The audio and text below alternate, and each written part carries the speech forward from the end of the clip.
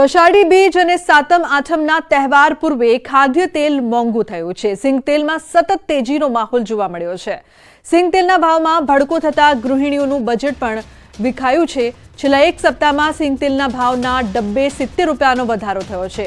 15 kilo ડબ્બાનો ભાવ 2580 થી વધીને 2650 રૂપિયા થઈ ગયો છે। ઓફ સિઝન હોવા છતાં ખાદ્ય તેલના ભાવમાં વધારો નોંધાયો છે, જેના કારણે ગૃહિણીઓનું બજેટ પણ ખોરવાઈ ગયું છે।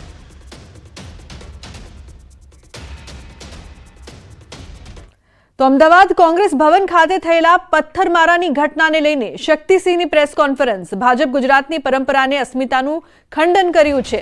3 વાર કોંગ્રેસ ઓફિસ પર હુમલો કર્યો છે। રાત્રે અમારી ઓફિસમાં ઘૂસ્યા અને તોડફોડ કરી।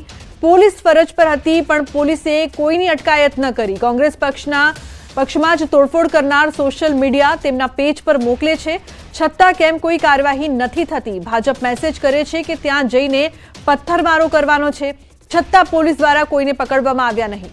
કોંગ્રેસ ઓફિસ તરફથી તોડફોડ અંગે મેસેજ પણ પોલીસને કરવામાં આવ્યો હતો, છતાં પગલાં ન લેવાયા। ભાજપના ગુંડાઓને પોલીસ મદદ કરી રહી હોવાનો શક્તિસિંહે આરોપ લગાવ્યો। પોલીસ મદદરૂપ બની છે એવો મારો આક્ષેપ છે। ઉઠાવીને લઈ જવા જોઈએ ને। એસથી એમને પ્લે કાર્ડ સાથે સૂત્રોચ્ચાર ગાળી ગલોચ કરવા દીધા પછી નિયત કરીને આવ્યા હતા કે પથ્થરબાજી કરવાની છે, એ પથ્થરબાજી શરૂ કરે છે। હું પણ કાયદાને જાણું છું। મારા ઘરમાં કોઈ ગરીને તોડફોડ કરે રાત્રે અને પછી પાછા જાહેર કરીને આવે કે સાંજે હું ફરી હુમલો કરીશ, તો આત્મસુરક્ષા સેલ્ફ ડિફેન્સ કાયદાએ આપેલો મારો અધિકાર છે। અને મહત્વપૂર્ણ સમાચાર સુરતથી। વ્યાજખોરોને ડામવા સુરત પોલીસની મુહિમ। સુરત પોલીસે લોક દરબારનું આયોજન કર્યું। પાંડેસરા, અઠવા, ઉમરા, વેસુના ફરિયાદીઓ આવ્યા। ઊંચા વ્યાજે લીધેલા 150 થી વધુ ફરિયાદીઓ ભેગા થયા હતા। પોલીસ કમિશનર અનુપમસિંહે ફરિયાદ સાંભળી હતી। પોલીસ વ્યાજખોરો સામે જરૂરી પગલાં લેશે।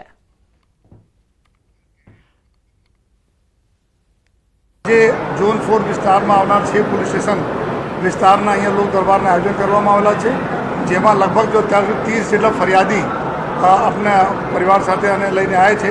એના ત્યારે તાત્કાલિક ઘણા બધા એવા કેસીસ છે કે તુરંત ગુના આપી એના એટલા પુરાવા છે કે દાખલ કરવા માટે તો પોલીસ દાખલ કરવાની કાર્યવાહી બી ચાલુ છે। તો રાજકોટ આકાંડ મામલે હાઈકોર્ટમાં સુનાવણી। સરકારે સોંપેલા રિપોર્ટ પર હાઈકોર્ટે સવાલ ઉઠાવ્યા છે। પહેલા આગનો બનાવ બન્યો હતો, નોટિસ આપી હતી એનો અર્થ તેમને ખબર હતી? એડમિનિસ્ટ્રેશનમાં ખામીઓ હતી? કેટલાક અધિકારીઓના કારણે રાજ્ય બદનામ થાય છે। શાળાઓમાં તપાસ મામલે એજીનો હાઈકોર્ટમાં જવાબ। શિક્ષણ વિભાગ દ્વારા યોગ્ય આદેશો અપાયા છે।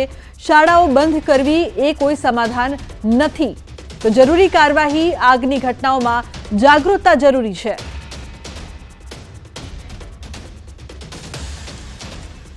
સૌથી અગત્યની ચર્ચા મ્યુનિસિપલ કમિશનરના રોલની થઈ કે મ્યુનિસિપલ કમિશનરે સેક્શન 260(2) નીચે ડેલિગેશન ઓફ પાવર આપે તો પણ તેમની અંગત જવાબદારી ખરી કે નહીં। આ મુદ્દે કોર્ટની એક વિશેષ ટિપ્પણી છે કે કોઈ પણ ડેલિગેશન પણ હોય તો પણ મ્યુનિસિપલ કમિશનર પોતાની મેઇન ઓથોરિટી તરીકેની જવાબદારીમાંથી છટકી ન શકે। તે બાબતનો વિગતવાર ખુલાસો પણ માંગવામાં આવ્યો છે। સપ્ટેમ્બર 2023માં આ જ ગેમ ઝોનમાં જે ફાયર થઈ હતી અને ફાયર ડિપાર્ટમેન્ટને જાણ થઈ હતી, પરંતુ ફાયર ડિપાર્ટમેન્ટ પહોંચ્યો ત્યાં સુધીમાં આગ ઓલવી નાખેલી અને નુકસાન નહોતું થયું। તેમ છતાં ફાયર ડિપાર્ટમેન્ટના ધ્યાનમાં આ વસ્તુ હતી ત્યારે કેમ આ જગ્યાને બીજી પ્રકારની પરમિશનો છે કે નહીં તેની તપાસ ના થઈ? એક થોડી ઘણી નોટિસ ગઈ ડિમોલેશનની, શા માટે તેની પર કાર્યવાહી તે વખતે ન થઈ તેનો પણ ખુલાસો માંગવામાં આવ્યો છે। તો ગાંધીનગરના ભાટ ખાતે આવેલા જર્મન બંગલોઝમાં ભીષણ આગ લાગી હતી। આગ લાગતા ફાયર બ્રિગેડની 5 ગાડી ઘટના સ્થળે પહોંચી હતી। આગ પર કાબુ મેળવ્યો। આગમાં આદિત્ય આર્ય નામના વ્યક્તિનું મોત નીપજ્યું છે। તો આગ લાગવાથી ઘરનો માલ સામાન પણ બળીને રાખ થઈ ગયો હતો। બંગલાની કિંમત લગભગ 10 કરોડ હોવાનું અનુમાન છે। આગ લાગવાનું કારણ હજુ અકબંધ છે।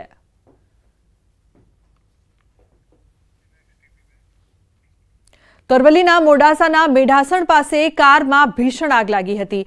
સ્કૂલમાં બાળકોને મૂકવા જતા વાલીની કારમાં આગ લાગી હતી. સેન્ટ્રો કારમાં અચાનક બ્લાસ્ટ થતા અફરાતફરી મચી ગઈ હતી. વાલીની સમય સૂચકતાના કારણે તમામનો બચાવ થયો છે. મોડાસા ફાયર ફાઇટરે આગ પર કાબુ મેળવ્યો છે. તો સ્કૂલમાં બાળકોને મૂકવા જતા વાલીની કારમાં આગ લાગવાની ઘટના બની હતી. સેન્ટ્રો કારમાં અચાનક બ્લાસ્ટ થતા આગ લાગી હતી.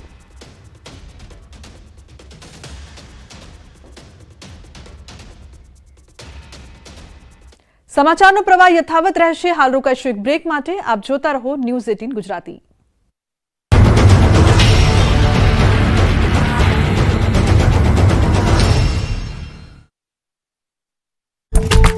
નદીનો ચેકડેમ થયો ઓવરફ્લો. મેઘરજના સરહદી ગામડાઓ અને ઉપરવાસમાં ધોધમાર વરસાદને પગલે નદી નાળાઓ જીવંત થયા. ચેકડેમ ઓવરફ્લો થતા આહલાદક દ્રશ્યો સર્જાયા. સારા વરસાદથી કુવાના પાણીના સ્તરમાં પણ વધારો થશે. અરવલ્લીના મોડાસામાં 24 કલાકમાં 3 ઇંચ વરસાદ. મોડાસા શામળાજી હાઈવે પર ખેતરોમાં પાણી ભરાયા. ઇસરોલ ઉમેદપુર પાસે મગફળીના ખેતરમાં પાણી ભરાયા. ગ્રામીણ પંથકમાં સારા વરસાદથી ખેડૂતો ખુશ. બનાસકાંઠામાં 2 દિવસ ભારે વરસાદ. નડાબેટનું રણ બન્યો દરિયો. રણમાં જ્યાં જુઓ ત્યાં પાણી જ પાણીના દ્રશ્યો દેખાયા. વિરાન રણ ધોધમાર વરસાદને પગલે દરિયો બનતા લોકોમાં ખુશી. તાપીના વાલોડમાં ટીઆરબી જવાનની સરાહનીય કામગીરી. ટીઆરબી જવાને પાણીમાં તણાતા વૃદ્ધનો બચાવ્યો જીવ. લો લેવલ પુલ પરથી પસાર થતા પાણીના ધસમસતા પ્રવાહમાં તણાયા હતા વૃદ્ધ. ટીઆરબી જવાન મનીષ ચૌધરીએ બચાવ્યો જીવ. માધવપુર સહિત આસપાસના ગામોમાં જળબંબાકારની સ્થિતિ. ગેડ પંથકના પાતા ગામેથી ધસમસતો મધુવંતી નદીનું પાણી દરિયામાં વહેતું થયું. ઓજત અને મધુવંતી નદીના પાણીના કારણે માધવપુરના ખેતરો પાણીમાં ગરકાવ. માધવપુરનો ભાતીગળ મેળો ભરાય છે તે મેળાના ગ્રાઉન્ડમાં પાણી ભરાયા. મહેસાણામાં 2 ઇંચ પડેલા વરસાદમાં માનવ આશ્રમ ચોકડી નજીક આવેલા કીર્તિસાગર બંગલોઝમાં વરસાદી પાણી ભરાયા. કમરસમાં ભરાયેલા પાણીમાં એક કાર તરતી હોય તેવા દ્રશ્યો સામે આવ્યા. દાંતા અંબાજી પંથકમાં ધીમી ધારે વરસાદ. વરસાદને પગલે જંગલોમાં બનાવેલા ચેકડેમોમાં નવા નીરની આવક. ચેકડેમો ઓવરફ્લો થવાના આરે ખેડૂતોમાં હરખની હેલી. અમદાવાદના વસ્ત્રાલ વિસ્તારમાં પાણીનું સામ્રાજ્ય. કઠવાડા ઇન્ડસ્ટ્રી 4 રસ્તા પાસે વરસાદી પાણી ભરાયા. વરસાદના કારણે રોડ ધોવાઈ જતા વાહન ચાલકોને હાલાકી. 4 દિવસથી પાણી ભરાયા હોવાનું સ્થાનિકોનો આરોપ. રસ્તા પર ખાડાના કારણે અકસ્માતનો ભય. આણંદના પેટલાદમાં બસ સ્ટેશન પાસે વરસાદી પાણી ભરાતા લોકો ત્રાહિમામ. ચેત્રાના વડથી કાલકા ગેટ જવાના માર્ગ પર વરસાદી પાણી ભરાયા. રસ્તાના પાણી દુકાનોમાં ભરાવાનો વેપારીઓને ભય. બનાસકાંઠાના લાખણીમાં 11 ઇંચ વરસાદથી ખેતરોમાં તારાજી, કુડા, મોરાલ, દેતાળ, ડુવા ગામમાં ખેતરોનું થયું ધોવાણ. ખેતરોનું ધોવાણ થતા ખેડૂત પરિવારોની સ્થિતિ બની કફોડી. પાણી ભરાઈ જતા જિલ્લાના 20,000થી વધુ હેક્ટરમાં કરાયેલા મગફળીના વાવેતરને નુકસાન. બનાસકાંઠામાં વરસાદી માહોલ. પાણી ભરાતા ખેડૂતોએ આડાસુઈને બંધ બાંધ્યો હોવાનો વિડીયો. ખેતરનો પાળો ચાલુ વરસાદમાં તૂટતા 4 થી 5 ખેડૂતોએ પાળા ઉપર આડાસુઈને બંધ બાંધ્યો. ચોમાસાની શરૂઆતમાં પ્રી મોન્સૂન કામગીરીની પોલ ખુલી. મહેસાણા, અમદાવાદ, જૂનાગઢ સહિતના વિવિધ વિસ્તારોમાં પાણી ભરાયા. ધોરાજી ગ્રામ્ય પંથકમાં સારા વરસાદને લઈને ભાદર બે ડેમમાં પાણીની આવક. ભાદર બે ડેમ સાઇટ વિસ્તારમાં ભારે વરસાદને લઈને ઓવરફ્લો. ભાદર બે ડેમ ઓવરફ્લો થતા ડેમનો એક દરવાજો અડધો ફૂટ ખોલાયો. અરવલ્લીની વાત્રક નદીમાં આવ્યા નવા નીર.